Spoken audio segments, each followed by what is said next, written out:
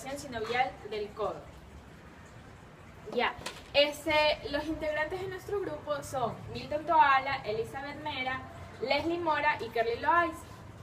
La articulación del codo es la unión del brazo y el antebrazo, conectando la parte distal del hueso húmero con los extremos proximales de los huesos, cúbito y radio.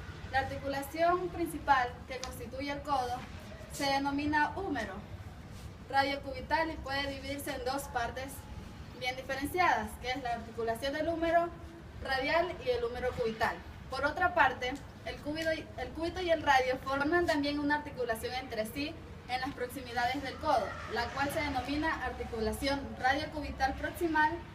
Los extremos óseos se conectan entre sí por un conjunto de ligamentos que contribuyen su fijación y están rodeados por una estructura común que se llama cápsula articular, en donde el interior se encuentra el líquido sinovial. El codo está formado por tres articulaciones.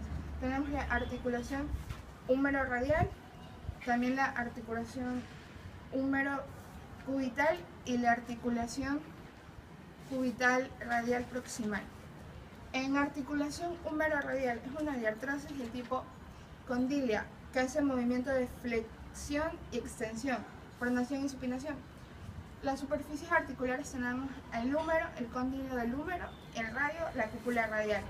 En la articulación húmero cubital es una diartrosis del tipo troclear que permite el movimiento de flexión y extensión.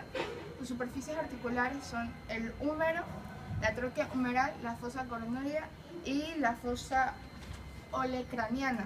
En el cúbito tenemos olecranón y apófisis coronoides. Tenemos también la articulación radiocubital proximal, es el tipo trocoide con movimiento de pronación y supinación del antebrazo. Está reforzada por el ligamento anular entre las epífisis proximales de la ulna y el radio. En las superficies articulares tenemos el radio, en la cabeza del radio, la ulna, escotadura radial del cúbito.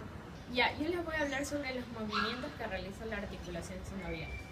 El desplazamiento es uno de los movimientos que es un movimiento simple en el cual las superficies relativamente planas de los huesos se mueven hacia adelante y hacia atrás con respecto de una a la otra. También están los movimientos angulares, que son flexión, extensión y flexión lateral. La flexión, el brazo hace este movimiento, la extensión, la flexión lateral. La flexión, hay una disminución en el ángulo entre los huesos de la articulación. La extensión, hay un incremento del ángulo entre los huesos de la articulación. Como por ejemplo podemos tener el movimiento que va hacia adelante del húmero a nivel de la articulación del hombro, también el movimiento que va hacia adelante del brazo a nivel de la articulación del codo entre el húmero y el cúbito y el radio. También tenemos el movimiento de abducción, aducción y circunducción. La abducción es el movimiento de un hueso alejándose de la línea media. De aducción es el movimiento de un hueso hacia la línea media. Y el de circunducción es el movimiento circular de un extremo distal del cuerpo. Y por último tenemos el de rotación, que es cuando un hueso gira alrededor de su eje longitudinal.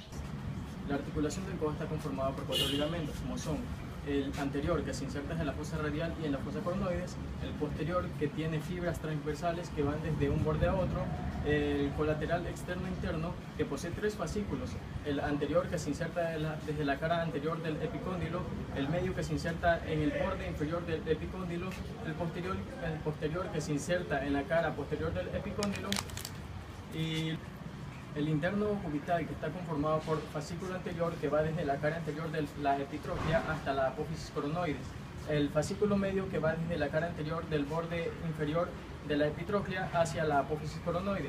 El fascículo posterior, que se inserta en la cara posterior de la epitroclea.